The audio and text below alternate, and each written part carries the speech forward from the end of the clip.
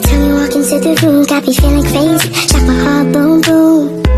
Any other boy would stare, but me I look away, cause you're making me scared. Trying not to breathe, 1, 2, 3. Assalamualaikum warahmatullahi wabarakatuh. Perkenalkan, nama saya Indriani, NIM B1 di 024101112 dari Fakultas Peternakan, Prodi S1 Peternakan, Universitas Mataram. Tujuan saya membuat video ini untuk memenuhi tugas mata kuliah Pendidikan Pancasila oleh dosen saya, Bapak Zedi Mutakin, SPD, MPD. Baiklah, untuk mempersingkat waktu, saya akan menjelaskan isi makalah saya yang berjudul Demokrasi di Indonesia. Demokrasi berasal dari bahasa Yunani, demokratis yang berarti kekuasaan rakyat. Demokrasi berasal dari kata demos dan kratos. Demos yang memiliki arti rakyat dan kratos yang memiliki arti kekuasaan. Menurut Kamus Besar Bahasa Indonesia, demokrasi adalah gagasan atau pandangan hidup yang mengutamakan persamaan hak dan kewajiban serta perlakuan yang sama bagi semua warga negara. Adapun prinsip demokrasi sebagai sistem politik. Demokrasi sebagai sistem politik memiliki sejumlah prinsip fundamental yang menjadi pondasi bagi pelaksanaannya dalam kehidupan bernegara. Prinsip tersebut antara lain pembagian kekuasaan.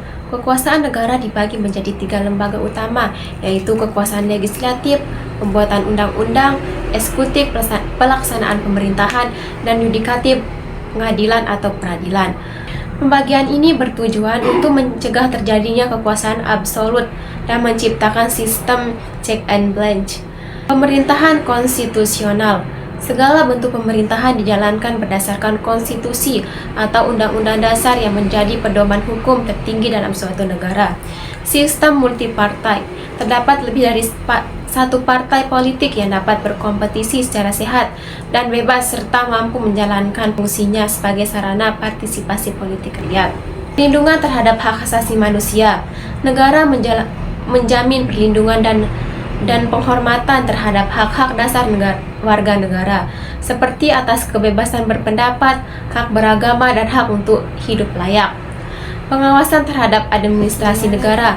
Mekanisme pengawasan dilakukan terhadap kinerja lembaga pemerintahan dan aparat negara agar tidak menyalahgunakan kekuasaan. Peradilan yang bebas dan tidak memihak. Lembaga peradilan bersifat independen dan tidak terpengaruh oleh kekuasaan manapun, sehingga dapat menegakkan hukum secara adil dan objektif. Adapun ciri-ciri umum sistem demokrasi. 1. Kedaulatan di tangan rakyat. Kekuasaan tertinggi berada di tangan rakyat yang diwujudkan melalui pemilihan umum, musyawarah, dan partisipasi aktif dalam proses pengambilan keputusan negara. 2. Adanya pemilihan umum yang bebas dan adil. Pemilihan umum dilaksanakan secara berkala dengan prinsip bebas, jujur, adil, langsung, umum, dan rahasia sebagai sarana rakyat untuk memilih wakil-wakilnya. Contoh demokrasi di Indonesia. Penerapan demokrasi di Indonesia tercermin dalam berbagai aspek kehidupan berbangsa dan bernegara. Adapun contoh nyata dari praktik demokrasi di Indonesia. 1. Pemilihan umum, pemilu.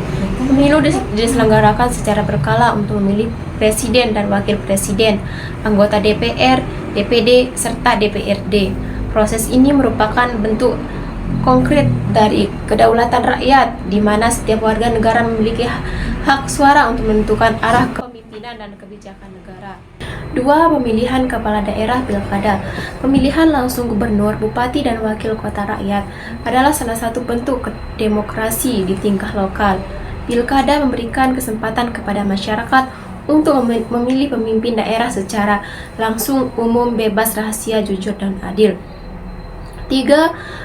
Kebebasan berpendapat. Demokrasi menjamin kebebasan setiap warga negara untuk menyampaikan pendapat, baik melalui media massa, media sosial, demokrasi damai maupun forum-forum diskusi, selama tetap dalam koridor hukum yang berlaku. Mungkin hanya ini yang dapat saya sampaikan. Mohon maaf atas kesalahan dan kekurangan. Wabillahi taufiq wal hidayah. Wassalamualaikum warahmatullahi wabarakatuh.